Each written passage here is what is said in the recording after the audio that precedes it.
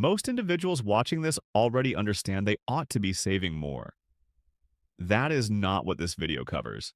This is about 10 snares that strike millennial households in their 40s, even when they have been doing everything correctly. And the most damaging ones are not the apparent ones. Nobody is discussing snare number 5. And by the time I arrive there, you're going to want to re-examine every single financial assumption you have ever held about your retirement. Here's the dimension most finance content overlooks. This generation has weathered two complete economic catastrophes before reaching 40.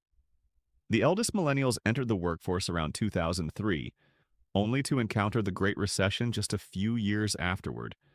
At one stage, more than 15% of millennials were jobless during that downturn, and many who retained their positions had wages that were stagnant for years. Then COVID struck right as the youngest millennials were hitting their prime earning momentum. That is not an excuse, it is context. Because by the time you arrive at your 40s, you have been running a financial sprint on a series of fractured legs.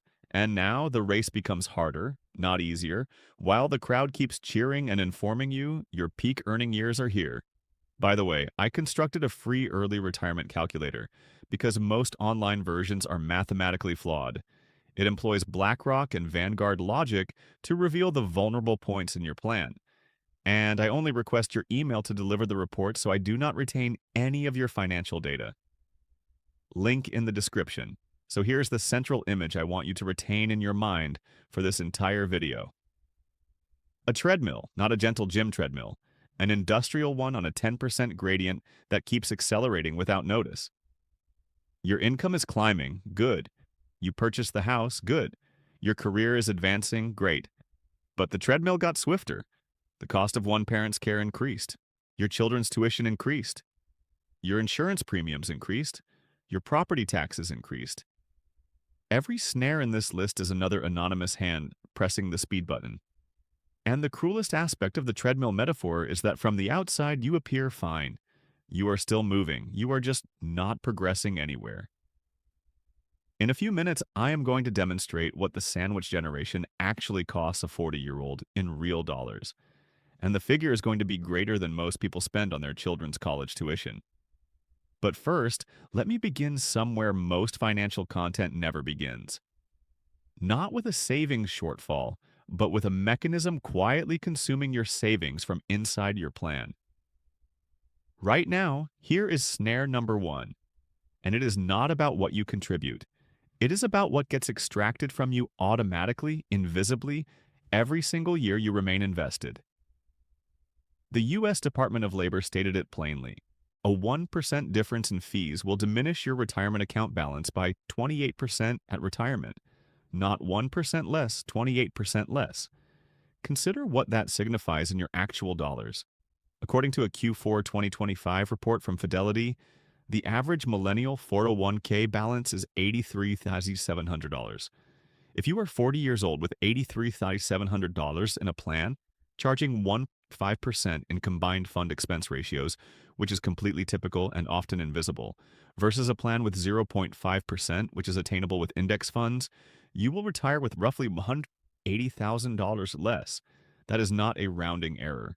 That is a car, a boat, and 4 years of tuition. Here is where it becomes truly fascinating. Most millennials inside employer-sponsored plans have no clue what their expense ratios are. None. They selected a fund by its name, its 5-star Morningstar rating, or because their HR representative pointed at it during onboarding. I did the identical thing in my first business. It took my accountant about 45 seconds to inform me I was in a plan charging 1% when identical index exposure was available at 0.3% inside the same plan. Over 30 years, a 1% fee drag on $200,000 costs you $170,000 in lost compounding. The treadmill got swifter and you are paying for the electricity. What is the remedy? 12 minutes. Log into your plan. Find the Fund Details tab. Look for the expense ratio column. If any figure is above 0.5%, check whether a comparable index fund exists inside the same plan. In most corporate plans, it does. You switch. You set it. You never consider it again. That 12-minute decision is worth more per hour than any side hustle you could undertake. Now, the benchmark problem, and this is where people's minds tend to fracture, so stay with me. Fidelity suggests having about 3 times your annual salary saved by 40. With median millennial household income around $71,000, a 40-year-old millennial should have roughly $213,000 saved. Vanguard's median for the 35 to 44 age group was just $30,958, meaning half the generation possesses less than $40,000 saved at the precise moment the benchmark demands $213,000. That is not a modest shortfall. That is a structural problem. But here's the snare inside the snare. You think the problem is the $173,000 gap. It is not. The actual problem at retirement is closer to $700,000 because of compounding. $39,000 growing at 7% annually for 25 years becomes roughly $212,000. $213,000 at the same rate becomes roughly $1,156,000. You do not lose $170,000, you lose nearly $1 million of retirement wealth because of a gap that existed at 40. The treadmill does not just accelerate, it multiplies. And here's the reality nobody clarifies about being behind at 40 versus being behind at 30.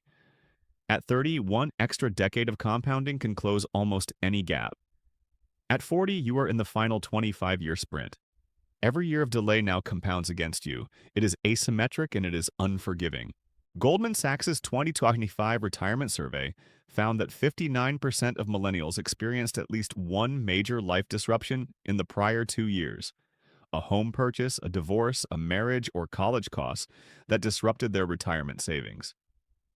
As a result, 70% of respondents reporting a life event either paused retirement saving contributions, took a retirement plan loan, or planned to retire later.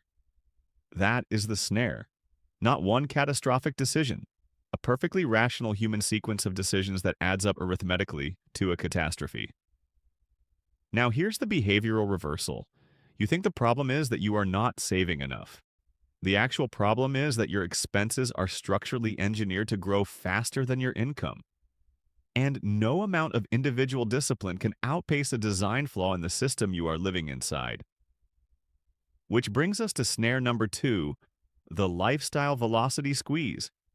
And it is more sophisticated than most people credit it for. There is a well-documented pattern in behavioral economics called lifestyle inflation. Your income rises 15%, your spending rises 12%, you net 3% and feel responsible.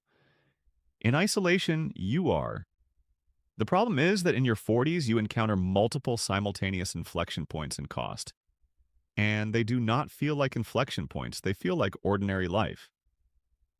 The cost of home ownership climbed to 51% of median household income in 2025 from 33% in 2000, an 18 percentage point jump.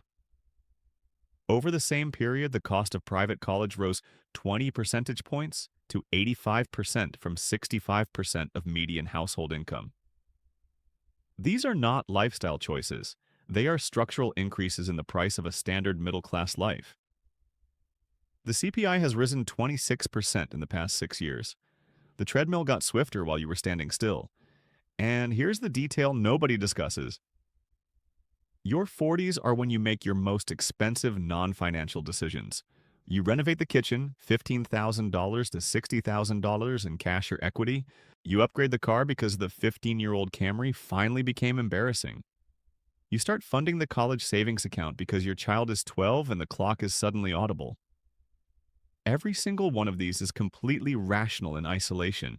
Together, they are a structural bypass of your wealth-building system. There is a pattern here that I have seen described again and again. Think of a physician named Andrew, completely fictional composite of a very recognizable archetype. He earns $260,000 a year at 43. He had about $90,000 in his 401k at 35 because residency paid nothing, and his first attending salary went entirely to student loans. He was behind, so he maxed the 401k. He invested outside the plan. He felt like he was accelerating. And then his mother was diagnosed with early-stage dementia. His daughter got into a school that cost $72,000 a year. His wife decided they needed more space for a third child. Each of those decisions was made independently as a responsible adult in its own financial context. By 46, Andrew was contributing less to retirement than at 43 because cash flow had been consumed by ordinary life. The treadmill consumed him, and Andrew earns $260,000. Most people watching this do not. By the way, hit subscribe if you appreciate the content, otherwise YouTube's algorithm may never display my videos again. And we are about to enter the snare that strikes 54% of people in their 40s, and the dollar amounts involved are genuinely startling. Snare number 3, the sandwich press. More than half of Americans in their 40s, 54%, have a living parent aged 65 or older and are either raising a child younger than 18 or have an adult child they are helping financially. More than half. And the financial pressure is intensifying. The share of Americans who identify as part of the sandwich generation, who say they are financially drained by parental caregiving, has increased over the past 3 years, with 69% reporting financial pressure, up from 64% in 2022. Now, let me provide you the figures nobody puts in the same sentence. According to Genworth's Cost of Care survey, the median annual cost for a private room in a nursing home in the United States is over $116,000. Even in-home care can cost upwards of $75,000 per year. If your parent does not have long-term care insurance, and statistically they do not, that cost falls to family, which means it falls to you. That is not a medical expense. That is a structural financial event that has nothing to do with your income, your savings rate, or your financial plan. Here is the psychological dimension that makes this particularly brutal. Nobody budgets for it. You budget for your mortgage, your car payment, your vacation. Nobody puts mom's dementia care year 1 through 7 on a spreadsheet. It arrives as a surprise, and by the time it arrives, you are in the middle of what should be your peak compounding years. So I will just, manage it with the spare bedroom and some meal preparation. Yes, 69% of people in this exact situation say that. $78,000 later, the spare bedroom has a hospital bed in it. And here's the statistic that I find genuinely unsettling. More than half, 57% of sandwich generation caregivers said they have had to choose between their career and caring for their parents. More than double the 26% reported among adults overall. You are not just spending the money, you are also losing the income. The treadmill did not just accelerate. Someone removed 2 of the guardrails. Many caregivers spend an average of 50 hours per week on caregiving duties, essentially a second full-time job. Except this one pays nothing, offers no 401k match, and actively costs you compounding time. Now, let me introduce someone I'm going to return to. Call him Marcus.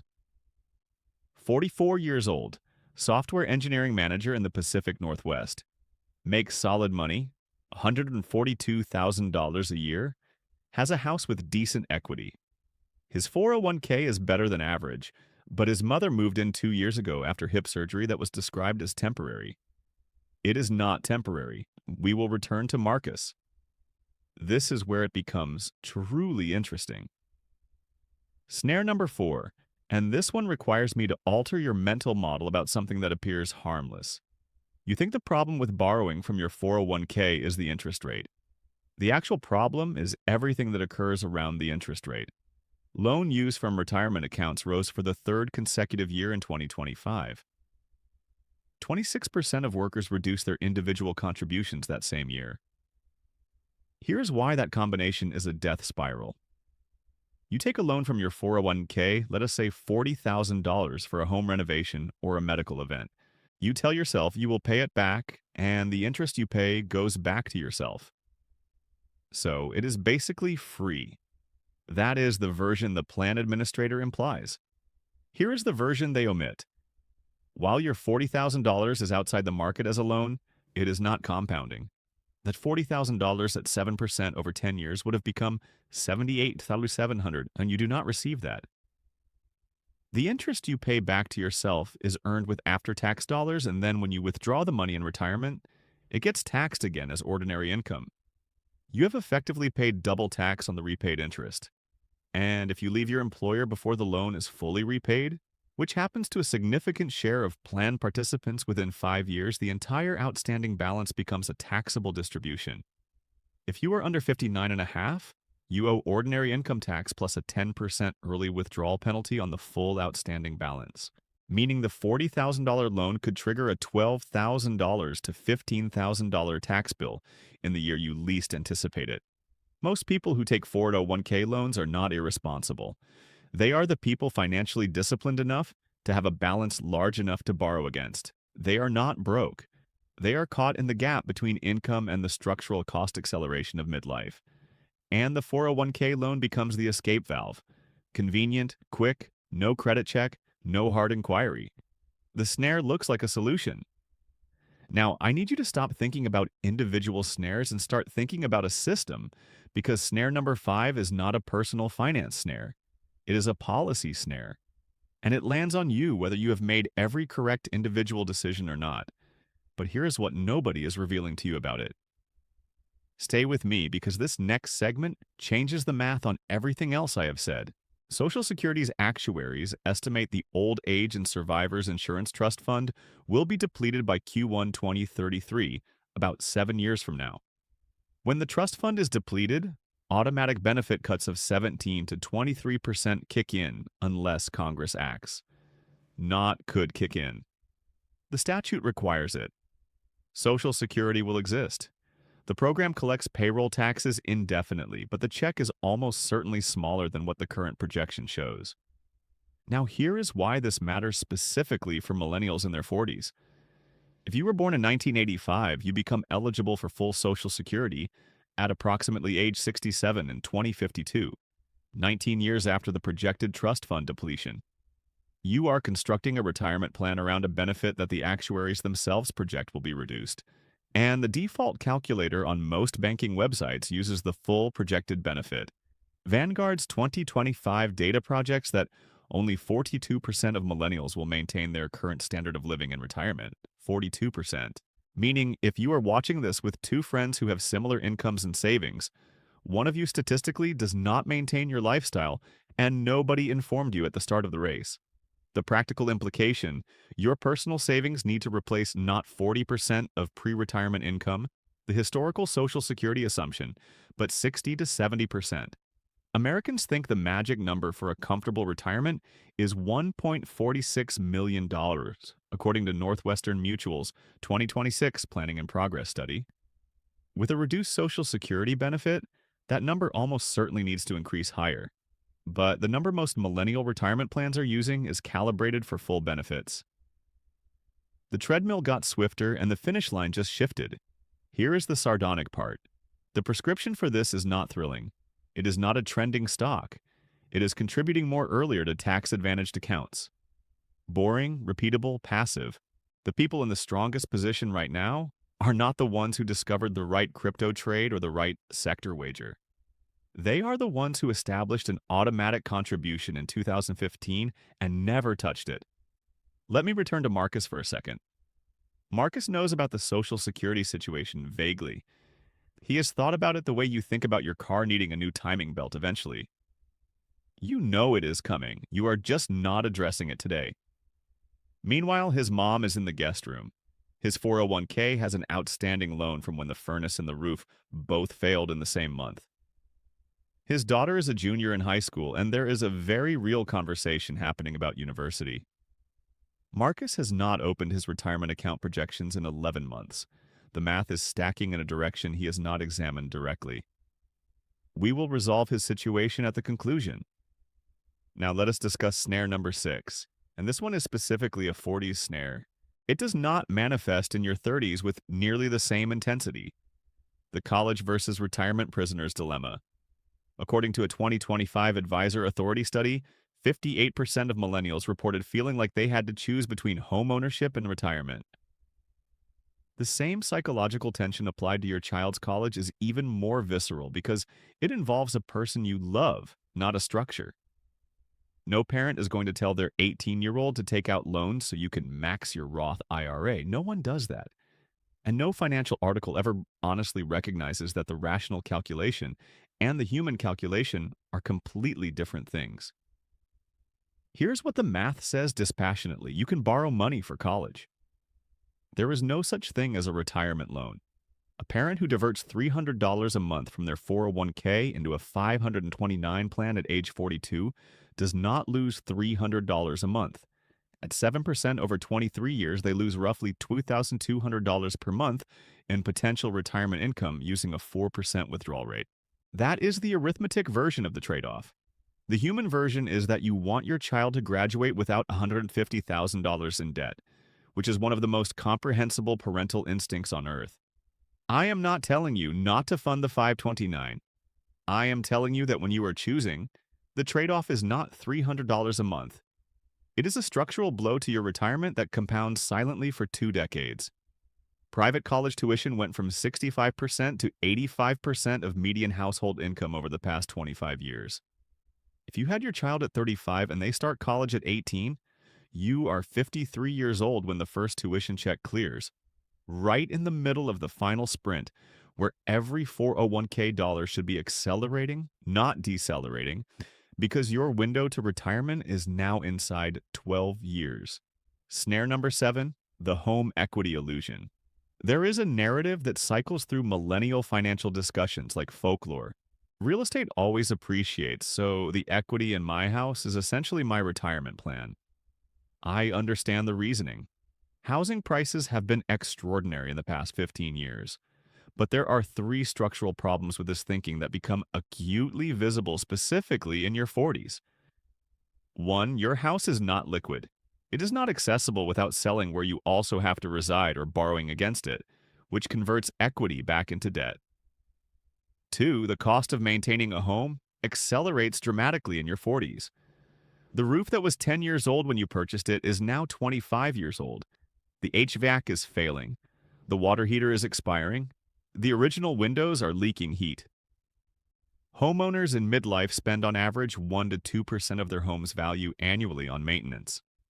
On a $400,000 home, that is $4,000 to $8,000 per year, money that never appears on any savings projection but consistently vanishes from investable cash. 3. With elevated interest rates, rising insurance premiums, and cash flush investors acquiring single-family homes, millennials who are renting are often paying more in rent than they would on a mortgage if they could get in. And those who got in are now seeing equity gains that push against the capital gains exclusion thresholds in appreciating markets. The danger is treating home equity as a savings substitute. It is an illiquid leveraged bet on a single asset that you also need to reside in. Every time you mentally included home equity in your retirement calculation instead of your 401k balance, the treadmill got a little swifter. Snare number 8, the disability insurance blind spot. And this might be the most consequential snare on this entire list, specifically because virtually nobody discusses it. The standard financial conversation is about life insurance. You need enough to replace your income if you pass away. Fine, but here is the figure that reframes everything.